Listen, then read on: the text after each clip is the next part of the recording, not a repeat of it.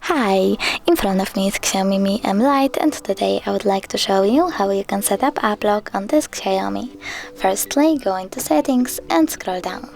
Now you need to click on apps over here and choose app lock.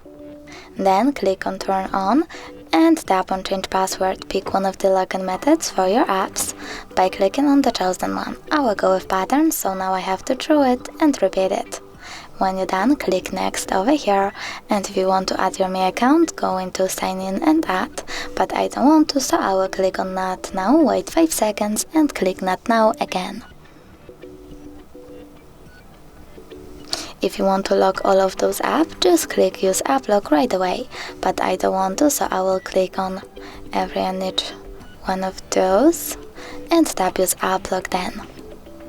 Now you can add your fingerprint to unlock your apps by going into settings and following the instructions. But I will go with cancel for now, and now I can finally lock my apps by clicking on the switcher next to chosen ones. I will go with YouTube and Google. So now when I go back and try to access one of those apps, like Google for example, I can see that pattern is required.